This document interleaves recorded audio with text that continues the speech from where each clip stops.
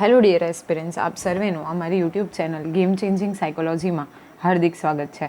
આજના વિડીયોમાં આપણે પ્રોબેશન ઓફિસર, ચીફ ઓફિસર તેમજ અન્ય કેટલીક સરકારી પરીક્ષાઓ માટે સમાજ કાર્ય એટલે કે સોશિયલ વર્ક વિષય અગત્યનો છે અને સાથે સાથે જે વિદ્યાર્થીઓ બેચરલ ઇન સોશિયલ વર્ક અને માસ્ટર ઇન સોશિયલ વર્ક સાથે સંકળાયેલા છે તો એમના માટે પણ આ વિડીયો ખૂબ જ અગત્યનો છે.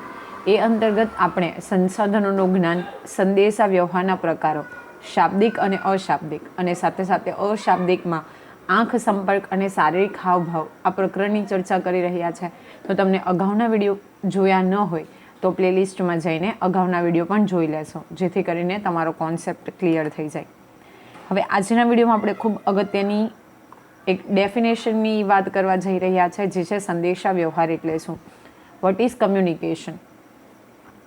તો બે કે તેથી વધારે વ્યક્તિઓની વચ્ચે સંદેશાનું આદાન પ્રદાન કરવું એટલે કે સંદેશા વ્યવહાર. જો શબ્દો પકડવાના છે, બે કે તેથી વધારે, minimum 2 people are required. Okay, કોઈ પણ પ્રકારનું કમ્યુનિકેશન આપણે કરવું હોય તો બે વ્યક્તિઓ તો રિક્વાયર્ડ હોય જ છે. તો બે કે તેથી વધારે વ્યક્તિઓની વચ્ચે જ્યારે સંદેશાનું આદાન પ્રદાન કરવામાં આવે છે, એટલે કે કોઈ મેસેજ છે એને પાસ કરવામાં આવે છે, ઓકે, એને કહેવામાં આવે છે, એનું આદાન પ્રદાન કરવામાં આવે છે, તો એને આપણે સંદેશા વ્યવહાર તરીકે ઓળખીએ છીએ. સંદેશા વ્યવહાર તે ક્રિયા છે જેના દ્વારા બે અથવા વધારે વ્યક્તિ સંદેશાનું આદાન પ્રદાન સાથે સાથે તેના સંબંધિત અર્થો, ભાવનાઓ, તથ્યો, સંમતિઓ, તર્ક, સૂચનાઓ, વિશ્વાસ, પરસ્પરની સમજ વગેરેનું પણ આદાન પ્રદાન કરે છે. એટલે બ્રોડ સેન્સમાં આપણે જો કમ્યુનિકેશનની વાત કરીએ તો આ ડેફિનેશન છે એ ખૂબ અગત્યની છે. ઓકે, ફક્ત માહિતીનું આદાન પ્રદાન કરવું કે સંદેશાનું આદાન પ્રદાન કરવું એને આપણે સંદેશા વ્યવહાર તરીકે ઓળખીએ એ કોમન વર્ડ, કોમન લેંગ્વેજની ડેફિનેશન છે. પરંતુ સંદેશાનું તો આદાન પ્રદાન થશે જ, એટલે કે એની આપ-લે થશે જ. સાથે સાથે જે કમ્યુનિકેશન કરીએ છીએ, જે મેસેજ છે, જે સંદેશાને આપણે પાસ કરીએ છીએ એના સંબંધિત અર્થો એટલે કે જે મિનિંગ્સ છે એ, ભાવનાઓ, ફિલિંગ્સ, ઇમોશન્સ, ઓકે, તથ્ય જે છે એટલે કે ફેક્ટ, સંમતિ, અપ્રુવલ, ઓકે, પછી છે તર્ક એટલે કે લોજિક, જે સૂચનાઓ છે, ઇન્સ્ટ્રક્શન્સ છે, ઓકે, વિશ્વાસ એટલે કે બેઝિકલી આપણે વાત કરીએ તો ટ્રસ્ટ, પરસ્પરની સમજ એટલે કે અન્ડરસ્ટેન્ડિંગ. આ બધી જ વસ્તુઓનું પણ આદાન પ્રદાન થાય છે. તમે જો કોઈકની સાથે તમે વાત કરો છો તો તમારી ફિલિંગ્સની આપ-લે થાય છે.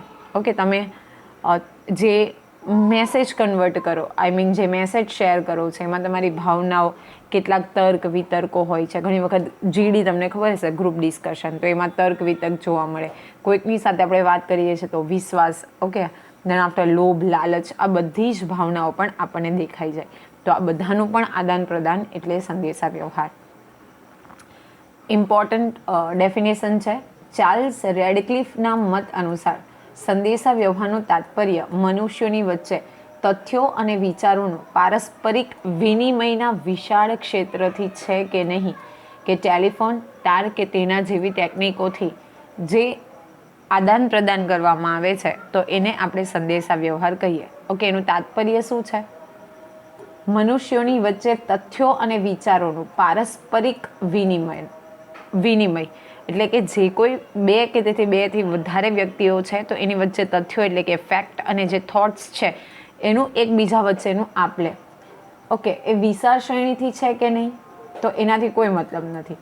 ભલે ગ્રુપમાં પણ હોઈ શકે, ઓકે, લાખોની વેદની વચ્ચે તમે કન્વર્ઝેશન કરો તો એ પણ હોઈ શકે. તમે ઘણી વખત જોયું હશે કે બેઝિકલી સભા હોય, ધેન આફ્ટર જ્યારે આપણે વાત કરતા હોઈએ કે કોઈ કોન્ફરન્સ હોય તો એમાં ઘણા બધા લોકો હોય છે, રાઈટ. તો that is also one kind of communication. તો એ વિશાળ ક્ષેત્રથી છે કે નહીં, ટેલિફોન, તાર કે તેના જેવી તકનીકોથી. ઓકે, તો બેઝિકલી કોઈ પણ ટેલિફોન હોય, ઈમેલ છે, ફેક્સ છે, તો એ બધી ટેકનિકનો ઉપયોગ કરીને પણ આપણે સંદેશા વ્યવહાર જે છે એ કરી શકીએ. અગેન ઇમ્પોર્ટન્ટ વ્યાખ્યા જે છે કીથ ડેવિસના મત અનુસાર, તો આ કીથ ડેવિસના મતે સંદેશા વ્યવહાર એટલે કે એક વ્યક્તિથી બીજી વ્યક્તિ સુધી સૂચનાઓ તથા સમજ પહોંચાડવાની પ્રક્રિયા. C again it is important. શું છે? તો એક વ્યક્તિથી બીજી વ્યક્તિ સુધી સૂચનાઓ તથા સમજ, જે ઇન્સ્ટ્રક્શન્સ છે એ, અને સાથે સાથે અન્ડરસ્ટેન્ડિંગ, તમે કઈ રીતે સમજો છો તો એ પહોંચાડવાની પણ પ્રક્રિયા એ કીથ ડેવિસ નામના વિદ્વાનના માટે સંદેશા વ્યવહારની વ્યાખ્યા છે. હવે છે ન્યુમેન તથા સમરના મત અનુસાર. તો આ ન્યુમેન અને સમર નામના વિદ્વાનોના મતે આપણે વ્યાખ્યાની ચર્ચા કરીએ તો સંદેશા વ્યવહાર બે કે તેથી વધારે વ્યક્તિઓ વચ્ચે તથ્યો, વિચારો, સંમતિઓ તથા ભાવનાઓનું વિનિમય છે. શેનો સંગમ છે અથવા તો શેનું મિક્સચર છે? તો બે કે તેથી વધુ વ્યક્તિઓ વચ્ચે તથ્યો એટલે કે ફેક્ટ, વિચારો એટલે કે થોટ્સ, સંમતિઓ ઓકે તમે એક્સેપ્ટ કરો છો કે નહીં તો એ, અને ભાવનાઓ એટલે કે જે ફિલિંગ્સ છે. તો આ બધાનો સમન્વય છે એવું કોણ કહે છે? ન્યુમેન અને સમર નામના વિદ્વાન જે છે એ કહે છે. તો ઉપરોક્ત આપણે જે 3 વ્યાખ્યાઓ જોઈ તો એના પરથી એવું સ્પષ્ટ થાય છે કે સંદેશા વ્યવહાર એક વ્યવસ્થિત અથવા સતત ચાલતી પ્રક્રિયા છે. જો ધીસ ઇઝ પ્રોપર, એક વ્યવસ્થિત એટલે કે પ્રોપર અને સાથે સાથે સતત એટલે કે કન્ટિન્યુઅસ ચાલતી પ્રક્રિયા છે. તમને અહીંથી પ્રશ્ન પૂછાઈ શકે વન વર્ડ તરીકે, MCQના ફોર્મમાં, કે સંદેશા વ્યવહાર કેવી પ્રક્રિયા છે? તો વ્યવસ્થિત અથવા તો સતત ચાલતી. તમને પૂછાઈ શકે સતત ચાલતી, અસતત ચાલતી, કોઈ પર્ટિક્યુલર ટાઈમ માટે ચાલતી અથવા સતત ચાલતી પ્રક્રિયા છે, જેના અંતર્ગત 2 અથવા વધારે વ્યક્તિ સંદેશો, તેના વિચારો, તથ્યો, અર્થ, મનોવૃત્તિઓ, સંમતિઓ વગેરેનું આદાન પ્રદાન કરે છે.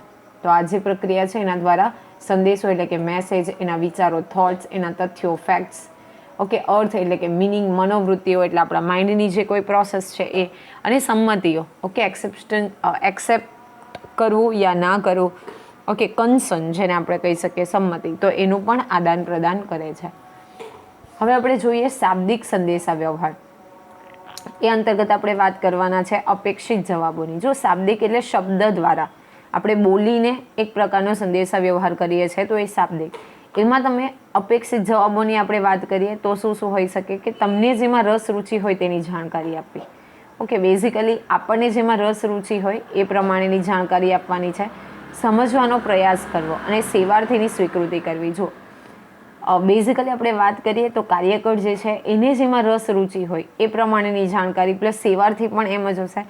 કાર્યકર્તા જે છે એ સેવાર્થીને સમજવાનો પ્રયાસ કરશે અને સેવાર્થીની સ્વીકૃતિ કરવી. સેવાર્થી જેવો છે એવી પોઝિશનમાં એને સ્વીકારવો. તો એ અપેક્ષિત જવાબ અંતર્ગત આવે છે. ત્યાર પછી આપણે જોઈએ તો તમે સેવાર્થીને મદદ કરવા તત્પર છો તેવી લાગણી દર્શાવવી. ઓકે, જો કોઈ પણ વ્યક્તિ છે જે આપણી પાસે કોઈક સેવાના કામ અર્થે અથવા તો એ સેવાર્થી બનીને આવે છે કે આપણે એના પ્રોબ્લેમને સોર્ટ આઉટ કરીએ, સમાધાન કરી આપીએ, રાઈટ, તો તમે એને મદદ કરવા તત્પર છો એવી ફિલિંગ્સ બતાવવી, એવી લાગણી બતાવવી. સેવાર્થીને તેની સમસ્યા ઉકેલ માટે પુનઃ ખાતરી કરાવવી. ઓકે, સમસ્યા ઉકેલ કરી શકે છે તો એ માટે એને પુનઃ ખાતરી કરાવવી, પુનઃ વિશ્વાસ જે છે એ કરાવવો.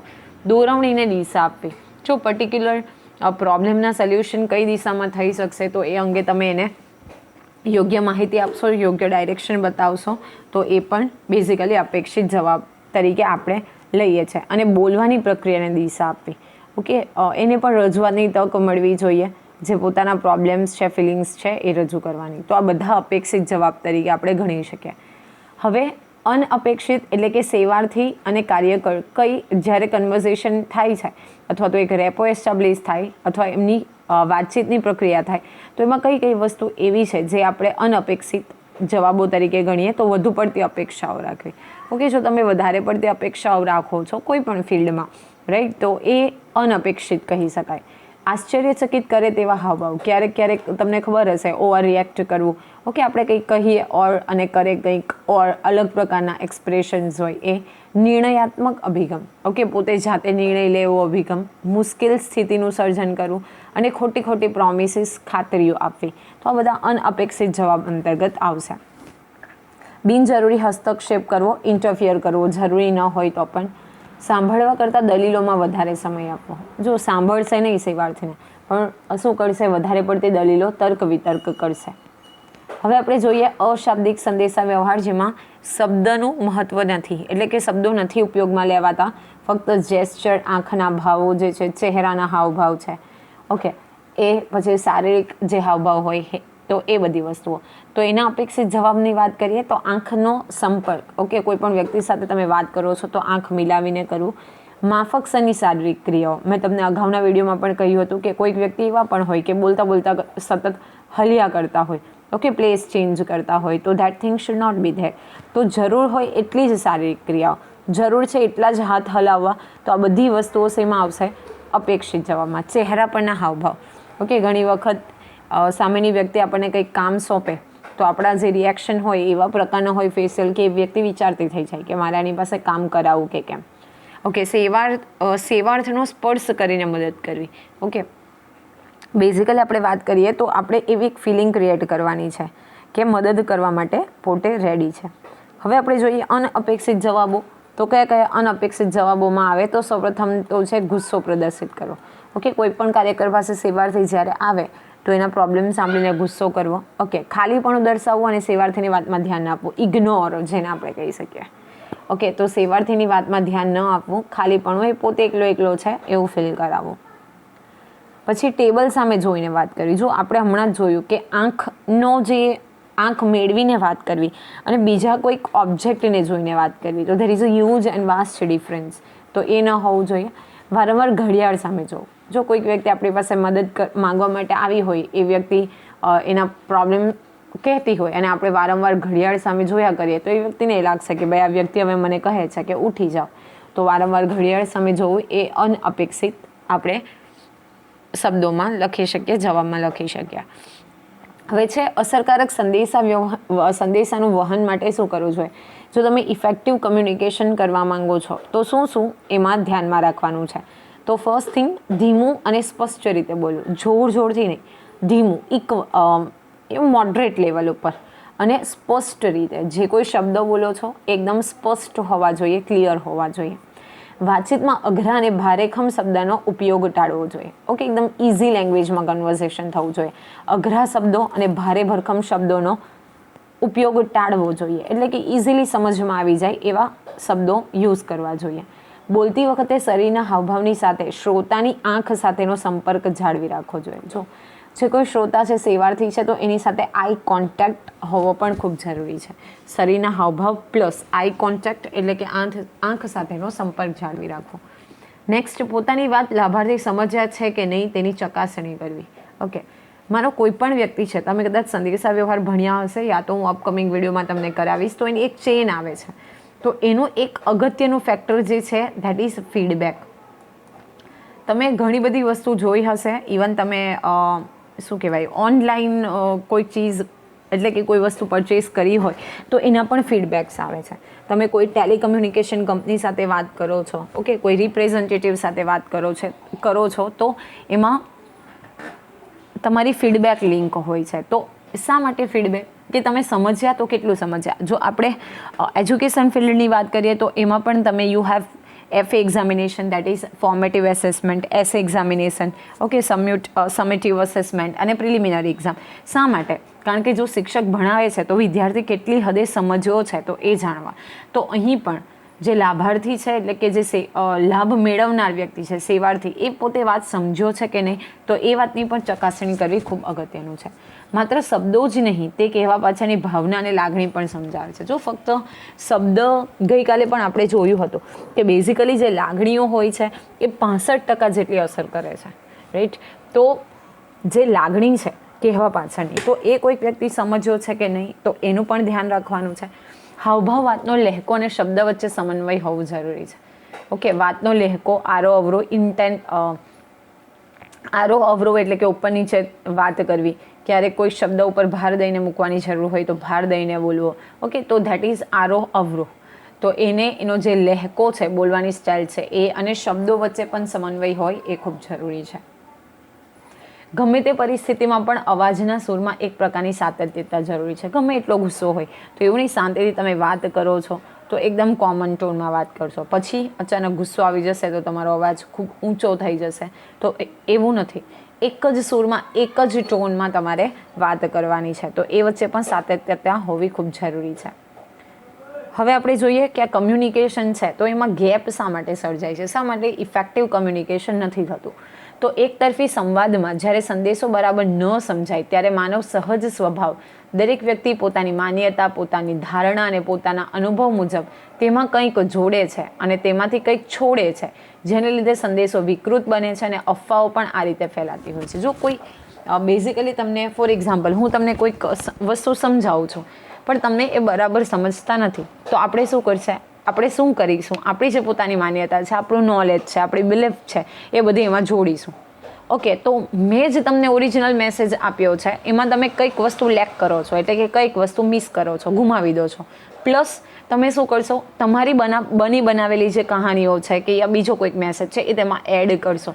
એટલે જે ઓરિજિનલ સંદેશો પહોંચવો જોઈએ એ ઓરિજિનલ સંદેશો પહોંચતો નથી અને આવી રીતે અફવાઓ પણ ફેલાય છે. આપણે કહીએ ને મરી મસાલો એડ કરીને જ્યારે મેસેજ પાસ કરવામાં આવે, તો ધ્યાનપૂર્વક સાંભળવું એ ખૂબ અગત્યનું છે. જો આપણે ધ્યાનપૂર્વક સાંભળીએ નહીં તો માઇટ બી પોસિબલ કે એમાં મિસઅન્ડરસ્ટેન્ડિંગ ક્રિએટ થાય અને જે ઓરિજિનલ વસ્તુ છે એ લેક થઈ જાય.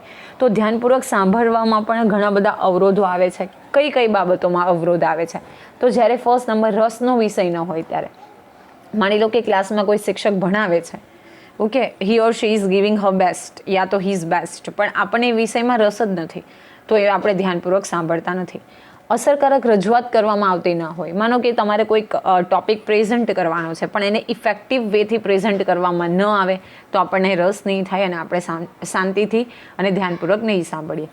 ચિંતા, તણાવ કે ગુસ્સો આવતો હોય ત્યારે, જો આ પણ અગત્યનું છે. આપણે ક્યારેક કોઈક બાબતે ચિંતિત હોઈએ, કોઈક તણાવ, સ્ટ્રેસ હોય, અચાનક કોઈ ગુસ્સો આવી જાય, રાઈટ, તો એ કન્ડિશનમાં પણ આપણે વ્યવસ્થિત નથી સાંભળી શકતા. ઉજાગરો ઊંઘ આવતી હોય ત્યારે પણ ધ્યાનથી સંભળાતું નથી. આ તો તમને ખબર જ હશે કે ઘણા બધા વિદ્યાર્થીઓ ચાલુ લેક્ચર્સ હોય તો પણ સૂઈ જતા હોય છે, રાઈટ. તો ઉજાગરો હોય કે ઊંઘ આવતી હોય તો એ કન્ડિશનમાં પણ ધ્યાનપૂર્વક સાંભળી શકતા નથી. વ્યક્તિમાં ઘર કરી ગયેલી ખોટી આદતોના પરિણામે પણ આ મુશ્કેલી ઊભી થાય છે. ઘણી વખત એવું હોય કે આપણા જે પ્રેજ્યુડાઇઝ છે કે ભાઈ આ સબ્જેક્ટ તો મને આવડે જ નહીં, આ મેડમ તો આવું જ ભણાવે, આ સર તો આવું જ ભણાવે, તો એને કારણે પણ આપણને સાંભળવામાં પ્રોબ્લેમ, અવરોધ આવે છે. તો આપણી જે ઘર કરી ગયેલી ખોટી આદતો છે, માન્યતાઓ છે, તો એના લઈને ઘણાને હોય કે મને તો હું સૂતા વિડીયો જોઉં તો જ મને યાદ રહે, ઓકે, હું આવી રીતે કરું, આ રૂમમાં એકદમ પિન ડ્રોપ સાયલેન્સ હોય તો જ હું કરી શકું. તો આ બધી ખોટી આદતો છે અથવા તો ઘર કરી ગયેલી માન્યતાઓ છે, તો પણ આપણે શાંતિપૂર્વક સાંભળી શકતા નથી. પછી જોઈએ કે જો વસ્તુને આપણે ધ્યાનથી સાંભળીએ તો કયા કયા ફાયદા થાય છે. તો સામેવાળી વ્યક્તિને સમજીને વાસ્તવિકતાનો સાચો તાગ મેળવી શકીએ છીએ, એટલે કે સાચો નિષ્કર્ષ મેળવી શકીએ છીએ. વાસ્તવિકતાઓ સમજીએ છીએ, સમજવા આપણે કેપેબલ બનીએ છીએ. સામેવાળી વ્યક્તિનો વિશ્વાસ સંપાદન કરી શકાય. તમે એ વ્યક્તિને ખૂબ ધ્યાનથી સાંભળો છો, જો તો તમને ખબર જ પડી જાય કે કોઈક વ્યક્તિ તમને કેટલી શાંતિથી, કેટલા વિશ્વાસથી સાંભળી રહી છે. તો એકદમ શાંતિથી, કોન્સન્ટ્રેશનથી સાંભળતા હશો તો એ વ્યક્તિનો તમે વિશ્વાસ સંપાદન કરી શકો છો, ટ્રસ્ટ ગેઇન કરી શકો છો. આપણી રજૂઆતને વધારે અસરકારક બનાવી શકાય. જો તમે શાંતિથી સાંભળતા હો તો એ રજૂઆત છે એ વધારે અસરકારક બનાવી શકાય. શાબ્દિક ટકરામણ નિવારી શકાય. ઘણી વખત એવું હોય ને બોલાચાલી થતી હોય તો એને પણ તમે નિવારી શકો. નાનકડી વાતનું મોટું સ્વરૂપ થતું અટકાવી શકાય. જો ધ્યાનથી તમે સાંભળ્યું છે કે હા આ જ મેસેજ છે, તેમાં તમારે કંઈ મરી મસાલો એડ કરવાની જરૂર નથી અને તમે જો સ્ટ્રેટ ફોરવર્ડ એનો મિનિંગ લો છો તો ખોટી લડાઈ ઝઘડાને પણ અટકાવી શકાય. નાની નાની વાત હોય ને મોટી વાતોનું વટંગણ કરવું, રાઈટ, તો એને પણ તમે અટકાવી શકો. સામા પક્ષની બસ દલીલો પહેલેથી બરાબર સમજવાથી આપણા પક્ષની દલીલો આપણે વધુ સારી રીતે કરી શકીએ. ઓકે, જે સામેનો પક્ષ છે, માનો આ તમે કોર્ટમાં જોયું હશે અથવા તો ગ્રુપ ડિસ્કશનમાં પણ જોયું હશે કે જે સામેનો પક્ષ છે એને તમે બરાબર સાંભળશો તો આપણે શું કરશું, જ્યારે આપણો ટર્ન આવશે તો આપણે જે દલીલો છે, એક્સક્યુઝ છે, આર્ગ્યુમેન્ટ્સ છે, એ આપણે ખૂબ સારી રીતે કરી શકીએ છીએ. તો ધ્યાનથી સાંભળવાના આટલા ફાયદાઓ છે. હવે આપણે જોઈએ સંદેશા વહન માટે ધ્યાનમાં રાખવા જેવી બાબતો. તો સંદેશા વહન પ્રક્રિયામાં એક વ્યક્તિનો વ્યવહાર બીજી વ્યક્તિને પ્રભાવિત કરે છે. આ પરસ્પરની એટલે કે અન્યોન્ય ક્રિયા છે. આ પ્રક્રિયામાં એક વ્યક્તિ બીજી વ્યક્તિનો વ્યવહાર જોઈને વ્યવહાર કરે છે, માટે અહીં યોગ્ય સંદેશાનું વહન થાય જરૂરી છે. જો એક વ્યક્તિનો જે વ્યવહાર છે એ બીજી વ્યક્તિને મોટિવેટ કરે છે અને પ્રભાવિત કરે છે, અને આ પરસ્પરની પ્રક્રિયા છે, અને એટલા માટે જ એક વ્યક્તિનો વ્યવહાર વ્યવસ્થિત હોય તો બીજી વ્યક્તિ સાથે આ જ્યારે સંદેશાનું આપણે વહન કરીએ તો ઇફેક્ટિવ થાય છે. જ્યારે કોઈને પણ મળીએ ત્યારે કોઈ પણ પ્રકારની ક્રિયા વગર પણ સંદેશા વ્યવહાર થાય છે. તેનું કારણ એ છે કે બીજી વ્યક્તિ અથવા વસ્તુ પણ સામે આવે છે, તેનો પ્રભાવ આપણા ઉપર પડે છે, એટલે આપણે બોલ્યા વગર પણ પ્રતિક્રિયા આપીએ છીએ અને આ પ્રક્રિયા માનસિક સ્તર ઉપર પહોંચે. ઘણી વખત એવું હોય છે આપણે કશું નથી બોલતા, ઓકે, ખાલી ગ્રીટ કરવામાં સ્માઇલ કરીએ છીએ, તો that is also one kind of communication. તો બોલ્યા વગર પણ પ્રતિક્રિયા આપી શકાય છે. એ જરૂરી નથી કે મળેલો સંદેશ મોકલ્યા મુજબનો જ હોય. કોઈ વ્યક્તિ સંદેશાને પોતાની પૃષ્ઠભૂમિ અથવા મનોવૃત્તિ પ્રમાણે સમજે છે.